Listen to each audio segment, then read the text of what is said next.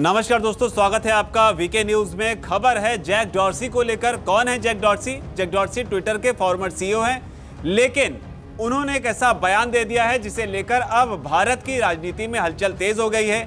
इस बयान के जॉर्ज सोरोस के बयान के साथ कोई मायने तो नहीं है, लेकिन जॉर्ज सोरोस के जिस तरीके से बयान को लेकर उन पर आरोप लगे थे कि वो भारत की राजनीति में फंडिंग के जरिए दखल देने की कोशिश करते हैं, उससे इसे जोड़कर देखा जा रहा है। जैक डॉर्सी ने क्या कहा है, सबसे पहले आपको बताते हैं और फिर आपको बताते हैं कि उनके बयान के बाद किस तरीके से ताबड़तोड़ हलचल भारत में तेज हुई है। जैक डॉर्सी कहां बोल रहे थे वो भी यहां पर जानना बेहद जरूरी हो जाता है। दरअसल अमेरिका का एक यूट्यूब चैनल है जिसे दो लोग मिलकर चलाते हैं, जिसमें से एक का नाम है सागर इंजेटी और दूसरे का नाम है क्रिस्टल बॉल।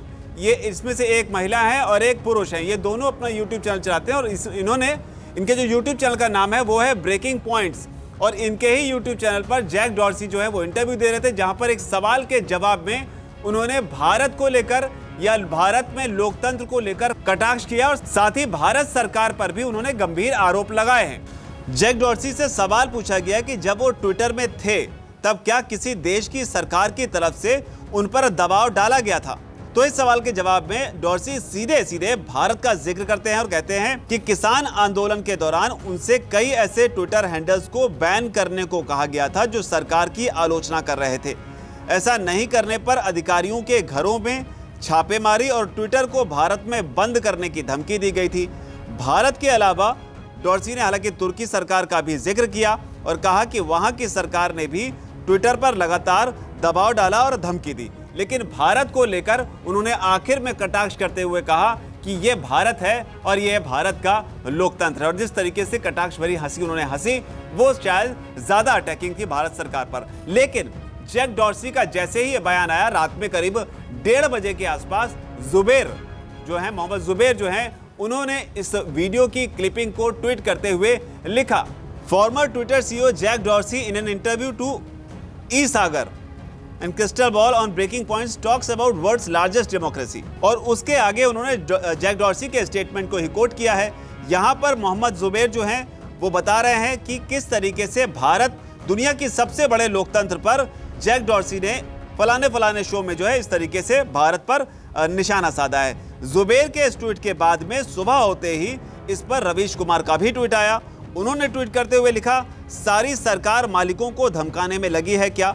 मंत्री जी मालिक के नाम पर एक पत्रकार को धमकी देती हैं। मंत्री जी जिस मोदी सरकार में काम करती हैं वो ट्विटर के मालिक को धमकी देती हैं कि पत्रकारों के अकाउंट बंद करें। इनका झगड़ा मुगलों से नहीं है, उन मालिकों से है जिनके पत्रकार से या प्लेटफॉर्म पर इनकी पोल खुलती है। एक दिन जनता से भी कह देंगे कि आप हमारे मालिक नहीं हैं, हम सारे ममालिक में आपकी नाक कटवा चुके हैं। हालांकि आपको यहाँ पर इस बीच याद दिला दें, रवीश कुमार जिस महिला मंत्री का जिक्र कर रहे हैं यहाँ पर वो स्मृति ईरानी का जिक्र कर रहे हैं, जिसमें हाल ही में स्मृति ईरानी का एक वीडियो वायरल हुआ था जिसमें उन्होंने एक सवाल के जवाब में पत्रकार को वो कुछ कहती हुई नजर आई थी। उसका वीडियो भी हमने आपको तब दिखाया था। लेकिन रवीश कुमार और मोहम्मद जुबेर के अलावा इसके बाद भी वीडियो जो है वो कांग्रेस पार्टी तक भी पहुंचा। कांग्रेस पार्टी ने भी इसे लेकर मोदी सरकार पर हमला बोला। कांग्रेस पार्टी ने ट्वीट करते हुए लिखा कि जब हमारे किसान अपने हक के लिए दिल्ली की सीमाओं पर बैठे थे, जब वो सर्दी गर्मी बरसात झेलते हुए अपने प्राण त्याग रहे थे, तब दिल्ली में बैठा डरपोक तानाशाह उनकी खबर को दबाने में लगा था। वो ट्विटर को धमकियां भिजवा रहा था कि किसान आंदोलन को दिखाया तो दफ्तर बंद करवा दूंगा, छापे मरवाऊंगा। सनद रहे, यानी कि याद रहे कि इस आंदोलन में 733 किसान शहीद हो गए और तानाशाह इनकी लाशों पर अपनी छवि को चमकाने में लगा हुआ था। तो इस तरीके से जैक डॉर्सी का इंटरव्यू, फिर सिलसिलेवार तरीके से वो किस तरीके से आगे बढ़ता गया वो भी आपको सारा कुछ बताया। लेकिन लोग इस पर किस तरीके से रिएक्ट कर रहे हैं, लोग अब इसमें ये आरोप लगा रहे हैं कि जैक डॉर्सी का जो इंटरव्यू है वो एक तरह से प्रायोजित है संभवतः, और उसे लेकर एक इकोसिस्टम है वो एक्टिव हो गया है। लोगों की प्रतिक्रिया आपको बताते हैं। विनीत खन्ना नाम के एक वेरीफाइड यूजर हैं, वो लिखते हैं कि at last official INC handle ने भी ट्वीट किया, ऐसा लग रहा था कि ये भूल गए, चलो अच्छा है ये वाला टूल किट एग्जीक्यूशन भी कंप्लीट। तो एक टूल किट के तौर पर इसे बता रहे हैं यहाँ पर विनीत खन्ना। इसके अलावा एक और हैं संयुक्ता, वो लिखते हैं कि Congress tool kit activated Rajendra Bansal हैं, वो लिखते हैं राहुल जी इन यूएसए ये तो होना ही था। तो राहुल गांधी के अमेरिकी दौरे से जोड़कर राजेंद्र जो हैं वो बता रहे हैं। इसके अलावा वरुण गलगाली हैं, वो लिखते हैं कि अब तमाम अपोजिशन पार्टियां जो हैं और जो लिबरल्स हैं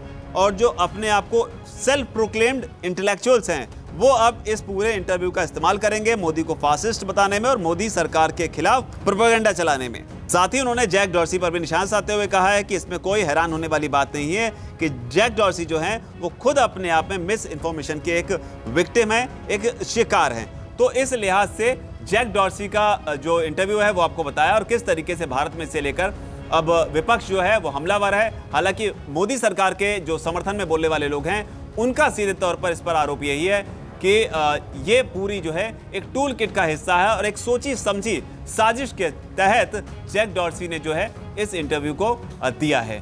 आपको क्या लगता है इस पूरी रिपोर्ट पर? आपकी जो भी राय हो नीचे अगर कमेंट सेक्शन में उसे आप जरूर लिखें। धन्यवाद। वीके न्यूज, राष्ट्र के नाम।